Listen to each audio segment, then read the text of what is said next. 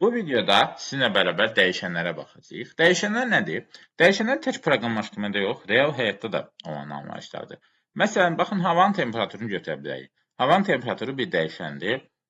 Niyə? Çünki daim dəyişir. Məsələn, 30 dərəcə, 35 dərəcə, 25 dərəcə dəyişə-dəyişə gedir.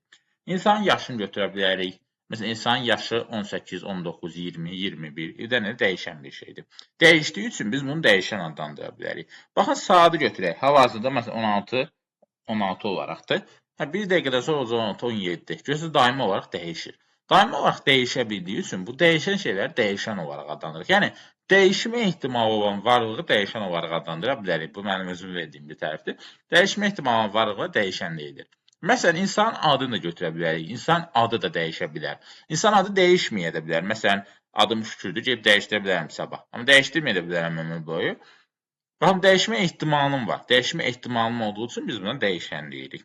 Proqramlaşdırmada da dəyişənlərdən ən çox istifadə olunan şeylərdən biri, anlayışlardan biri dəyişəndir. Dəyişənlərdən geniş istifadə olunur proqramlaşdırmada və hər proqramlaşdırma dilində dəyişən yaratmaq üçün bir qayda var. JavaScript-də dəyişən yaratmaq üçün var, let açar sözlərindən istifadə olunur. Var, let constant ifadələri adətən bir yerdə izah olunur. Ancaq giriş olduğu üçün mən sadəcə var yox belə let ifadəsindən istifadə edəcəm. Var sözü ilə də yarada bilərik, let sözü ilə də yarada bilərik. Let açar sözü ilə dəyişəni yaradaq. Let açar sözündən dəyişəni yaradırıq.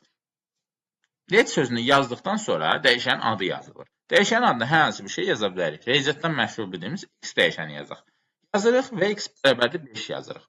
X bərabərdir 5 yazmaqla artıq x dəyişəni yaradırıq. Onun qiymətini 5-ə bərabərləşdirmiş oluruq. Bundan sonra yazanda alert, məsələn, x vur x. Baxaq nəticəyə, görək qarşımıza nə çıxır. Gördüyümüz kimi 25 çıxır. Niyə 25 çıxır? Çünki biz x dəyişəni yaratdıq və onun qiymətini 5-ə bərabər elədik. Nəticədə artıq proqram harada x sözünü görsə, onu 5 ilə əvəzləyəcək və bizə nəticədə 5-in kvadratını vermiş olacaq. Bu şəkildə də yaza bilərik. Let x bərabərdir x. Aşağıdan x bərabərdir 5-də yaza bilərik. Dəyişəni yaradıb qiymətini sonradan da təyin etməyimiz mümkündür. Baxaq. Gördüyümüz kimi yenə 25 çıxmış olur. Bu şəkildə dəyişənləri yaratmış oluruq. Bir neçə dəyişəni də eyni vaxtda yarada bilərik. Məsələn, x, y, z götürək. Burada mən yaza bilərəm x bərabərdir 5, y bərabərdir 6, z bərabərdir 7. İndi baxaq buna. Daha doğrusu bu şəkildə x plus y plus z. Baxaq görək nə alınır? Gördüyümüz kimi 18 həmin ədədlərin cəmini çıxartmış oluruq. Bu şəkildə yazmış oluruq. Dəyişənlər ədəd qiymətini də ala bilər, yazı qiymətini də ala bilər, müxtəlif qiymətlər ala bilər. Bundan əvvəl dəyişən adlandırmasında bir sıra qaydalar var, ona baxaq.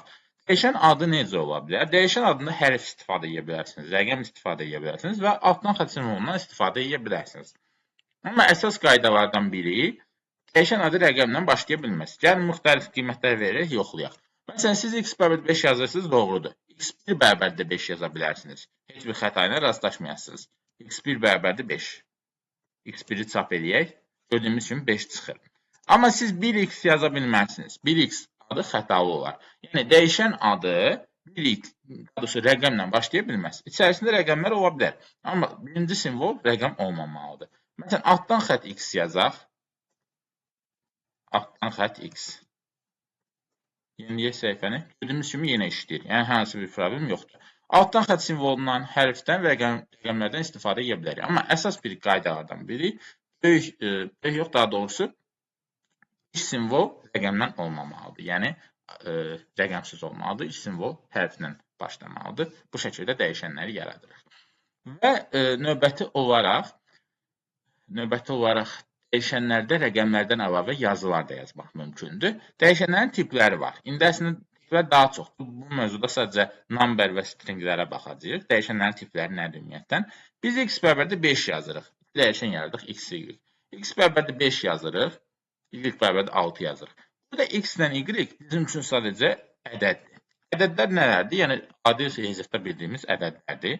Bir-birinin toplayırıq. 5, 6, 11 çıxır. Yəni, heç bir problem yoxdur. Amma bir də var yazılar, stringlər. Ədədlər number gedir. Number deyək.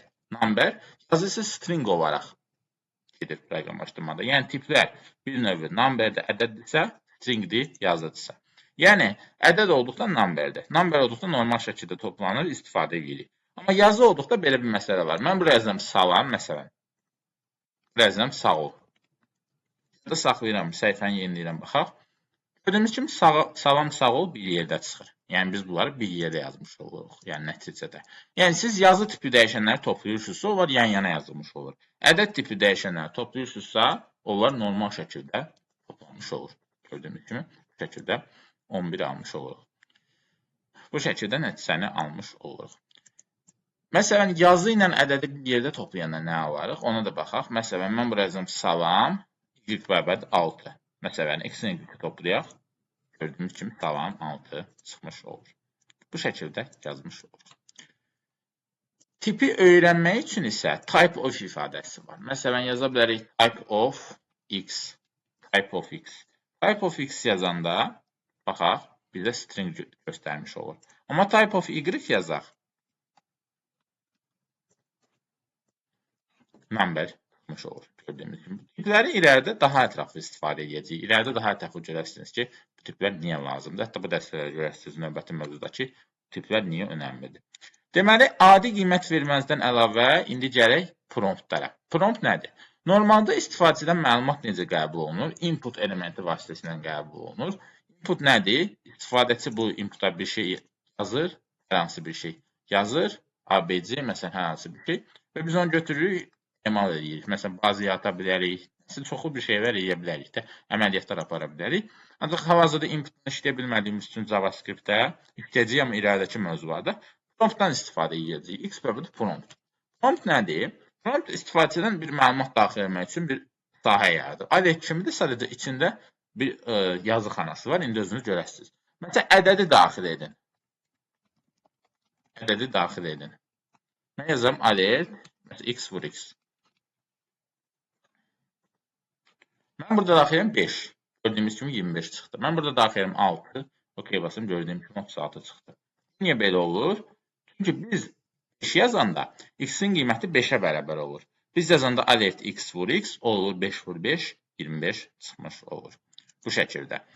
Məsələn, 2 dənə də yaza bilərik. Let y bərabərdir prompt. Yazıram ədəd daxil et. Məsələn, yazıram x vur y. Yeniləyək səhifəni. Mən yazıram 5, 6, gördüyümüz kimi 30 çıxmış oldu. Yəni 5, 6 yazanda nə olur? Əvvəlcə x-in qiyməti 5 olur, y-in qiyməti 6 olur. 5 vur 6 nəticədə 30 əldə eləmiş oluruq bu şəkildə. Burada qeyd edək ki, yəni bir-birinə vursaq da burada bir şeyə diqqət etmək lazımdır. Diqqət etmək olduğumuz nədir? Bunların tipi string olaraq gedir. Type of x, məsələn type of x yazıram, baxın. 5, 4. String olaraq çıxır. Gördüyümüz kimi string olaraq çıxır.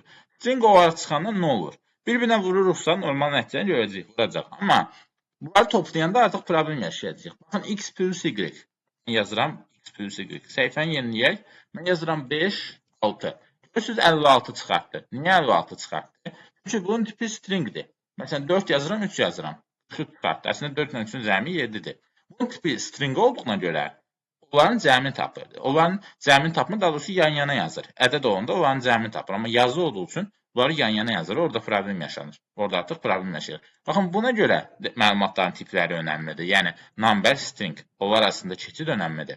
Biz bunun normal şəkildə olmasını necə təmin edə bilərik? İfadələri 1-ə vura bilərik. Ya promptdan sonra vur 1 yaza bilərik, ya promptdan sonra vur 1 yazaq. Vur 1 yazandan sonra bunun tipinə baxaq. Type of x. Yeniləyək səhifəni. 5, 4. Görürsünüz, vur 1 yazandan sonra number çıxdı. Yəni, artıq ədəd almış oluruq. Ədəd almış olduğumuz üçün də x plus y yazanda baxaq. 5, 4, gördüyümüz kimi almış oluruq. Belə, ədəd sadə. Yəni, yadınızda saxlaya bilərsiniz. Promptdan gələn stringdir, amma toplamaq üçün ədəd olmalıdır. Stringi də 1-ə vuraraq ədədə çevirə bilərsiniz, onunla da toplama apara bilərsiniz. Toplama, çıxma, vurma, bölmə hamısını edə bilərsiniz. İlərdə daha çox şey eləyəcəyik. Məsələn, yazılan sözün tərcüməsi ola bilər və s. və s. Çox geniş belə deyim funksiyalardan istifadə edəcəyik. Yavaş-yavaş daha ətraflı şəkildə görəsiniz. Bu videomuz bu qədər. Növbəti videoda görüşənə qədər.